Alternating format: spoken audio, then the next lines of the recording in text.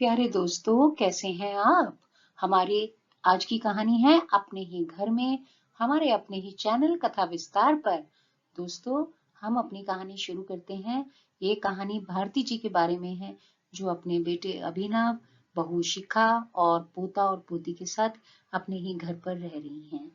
भारती जी ने सुबह उठकर पहले अपने लिए चाय बनाई और साथ ही मटर का थाल भी उठा लिया। यह सोचकर बालकनी में आ गई कि आराम से बैठकर चाय पी लेंगी और साथ ही मटर भी छिल जाएंगे। अभी ये दोनों चीजें बीच में ही थी कि बेटे अभिनव ने कृष को लेकर उनकी गोद में दे दिया। मम्मी, यह सोने नहीं दे रहा है, आप ही इसको संभालो। उनको सुबह सुबह कुछ वक्त सिर्फ अपने साथ बिताना अच्छा लगता है। बिल्कुल अकेले शून्य में तकते रहना अच्छा लगता है। पर पोते का गोद में आना भी उन्हें बहुत अच्छा ही लगा। दादी ने कृष के मुंह को पकड़कर चूमना शुरू कर दिया। भारती जी का मन खिल उठा। यही बच्चों का प्यार ही तो उन्हें सब कुछ करने की ताकत देता था। फिर कुछ देर में ही वह नीचे उतर कर चल पड़ा और सब कुछ वहीं छोड़कर भारती जी भी उसके पीछे पीछे चल पड़ी। वह आगे आगे और भारती जी पीछे पीछे। उन्होंने कृष के हाथ में बिस्किट पकड़ा दिया कि वह शायद एक जगह बैठ जाए। बहू शिखा, पोती राम्या और अभिनव तो अभी बहुत देर से उठेंगे। तो उन्हें अब उनको फ्रेश होना था, वह क्या करें?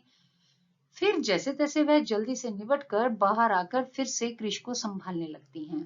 कृष को थोड़ी देर में दूध देना है, तो वह सोचती हैं कि नहा के फ्री हो जाएं और किचन में लग जाएंगी।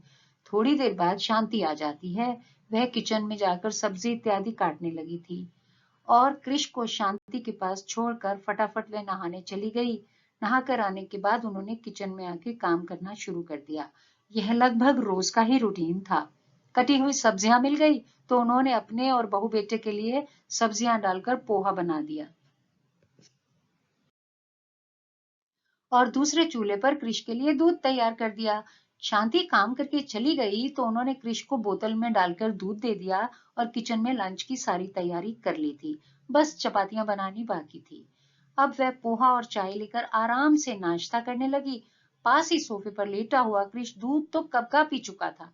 अब बस दूध की बोतल से खेल रहा था और उसको पकड़े हुए अपने आप में व्यस्त था। दादी को नाश्ता करते देखकर वह अपनी बोतल को फेंक कर लपक के दादी के पास आ गया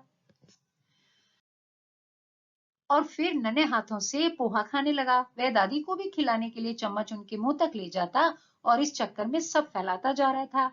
दोनों दादी पोता जिंदगी के मजे ले रहे थे। तब तक अभी शिखा और राम्या तीनों सोकर उठ गए थे। उठते ही शिखा ने अपना मोबाइल फोन उठा लिया था। फोन देखते देखते ही उसने अपने और अभी के लिए चाय बनाई। अभी अखबार में खो गया था।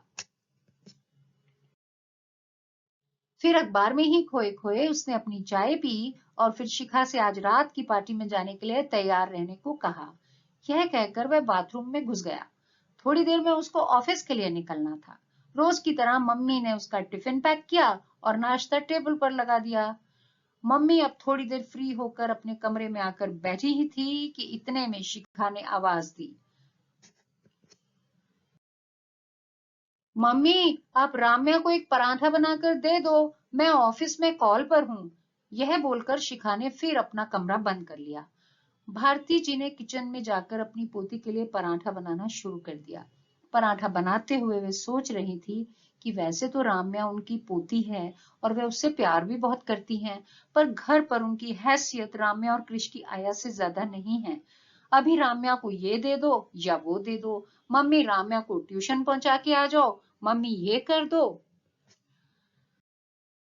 मम्मी वो कर दो, अभी उसको नीचे पार्क में खिला कर ले आओ। अब राम्या 8 साल की हो चुकी है, पर जब से पैदा हुई है वह उसके साथ साथ चक्कर घिन्नी सी ही घूमती रहती हैं। राम्या से थोड़ी सी भी खाली होती तो आवाज आती, मम्मी देखना कृष को मेरा ही लैपटॉप चाहिए, मम्मी यह मुझे बिल्कुल काम ही नहीं करने देता है। कृष तो अभी सिर्फ 2 साल का है। उसे समझ ही नहीं है कि काम क्या है और खेलना क्या। कभी कभी उनका बिल्कुल भी उठने का मन नहीं होता था, पर ये सारी ड्यूटीज उन्हें देनी पड़ती थी। कभी बहू नौकरी की वजह से बिजी होती, कभी शॉपिंग, कभी किटी पार्टी और कभी नाइट पार्टीज। कभी कभी भारती जी सोचती थी कि पहले वह पूरी जिंदगी अभिनव और प्रीति को पालने पढ़ाने लिखाने में लगी रही। अब जब बच्चों की शादी करके वह थोड़ा आराम चाहती हैं, तो बच्चों के बच्चों में लगे रहना पड़ता है। उसको अपने पोते पोती और नातियों से बहुत प्यार है। जब भी प्रीति अपने बच्चों को लेकर आती है, वह उनसे बहुत खुशी से मिलती थी। चारों बच्चों को आपस में मिलकर खेलते हुए देखती तो उनको अपना घर स्वर्ग जैसा लगता था। पर घर स्वर्ग इसीलिए बना हुआ था क्योंकि अब तक वह सबकी तीमारदारी में लगी रहती हैं। पर अब उनकी उम्र हो चुकी है और उनकी भी अब कमर जवाब दे रही है। वह ज्यादा भागदौड़ नहीं कर पाती हैं। कृष को तो गोद में उठाना उनके लिए संभव ही नहीं है। पर वह शिखा को समझ में नहीं आता था, या उसके पास कोई और चारा ही नहीं था, क्योंकि नौकरी के साथ दो बच्चों का पालन पोषण कठिन तो था ही। आज रात के 8 बजे शिखा ने मम्मी से कहा, मम्मी मुझे याद ही नहीं रहा, राम्या को कल अपने हाउस की ड्रेस पहनकर जानी है। मैं तैयार करना भूल गई। मम्मी अभी मेरा ऑफिस में कॉल चल रहा है, प्लीज आप तैयार कर दो।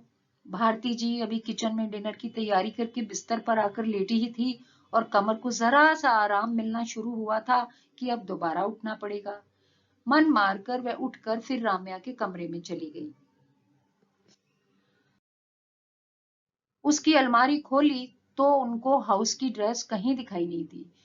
उसके हाउस की ड्रेस एक पीले रंग की टी शर्ट और ग्रीन स्कर्ट थी। वह ढूंढने लगी। शिखा अंदर कमरा बंद करके ऑफिस के कॉल में व्यस्त थी। उधर नन्हा कृष रोने लगा था क्योंकि शायद उसको भूख लग रही थी। भारती जी करें तो क्या करें। एक कमरे में शिखा का ऑफिस चल रहा था। अभिनव अभी तक ऑफिस से भी नहीं आया था। उनको राम्या की ड्रेस और कृष की भूख दोनों का इंतजाम करना था। पहले उन्होंने कृष को सिपर में जूस डालकर दिया और फिर से राम्या की ड्रेस ढूंढने में लग गई। अंदर कमरे में शिखा ऑफिस के कॉल के बाद वहीं बैठे बैठे अपनी मम्मी को फोन लगाकर बातें करने लगी। यूं तो सफाई बर्तन कपड़े और सब्जी इत्यादि काटने के लिए शांति आकर सब कर देती थी, पर वह सुबह 2 घंटे लगाकर फिर शाम को सिर्फ बर्तन धोने ही आती थी। इस बीच बच्चों के हजारों काम होते थे। आखिर उनको ड्रेस मिल गई, पर वह तो धुली ही नहीं हुई थी। अब वह क्या करें।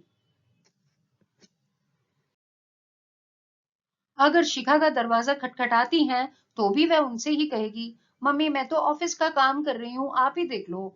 उन्होंने ड्रेस मशीन में डाल दी और फिर जाकर कमरे में लेट गई। अभी 5 भी मिनट नहीं बीते थे कि राम्या की आवाज आई, दादी देखो ना कृष ने उल्टी कर दी है। वह कृष के पास जाकर उसको साफ करने लगी। यह देखकर राम्या मम्मी को बताने चली गई। उसने मम्मी का दरवाजा जोर से खटखटाया, मम्मी जल्दी बाहर आओ। यह सुनकर शिखा बाहर आई और कृष को इस हालत में देखकर एकदम मम्मी को बोलने लगी, मम्मी आप भी क्या करती हो। आपने रात के समय कृष को संतरे का जूस दे दिया है। कुछ बोलो तो आपका मुंह बन जाएगा। बात तो बात, पर शिखा का लहजा भी हमेशा की तरह ही बहुत तीखा था। भारती जी मन में बहुत दुखी हुई कि वह पूरा दिन इस उम्र में भी खट रही हैं कि कोई बात नहीं, अपने ही बच्चे हैं। इतना करने के बाद भी जब इज्जत की तो बात ही छोड़ो, कोई अपने से बड़ों से इस तरह बात करता है क्या। तो दोस्तों, भारती जी को अपने घर में कई तरह की समस्याएं आ रही हैं। वे अपने ही घर में रह के अपने बहू बेटे के साथ और अपने पोता पोती के साथ अपने बुढ़ापे में भी आराम नहीं कर पा रही हैं। देखते हैं अभिनव आके सुनता है, उनकी मदद करता है, या वह सिर्फ और सिर्फ शिखा की बात सुनता है। तो दोस्तों, अपने ही घर में भाग 2 में जल्दी मिलेंगे। कृपया अपने चैनल को सब्सक्राइब जरूर कर लीजिए और मेरा उत्साह बढ़ाते रहिए। धन्यवाद दोस्तों, मिलते हैं।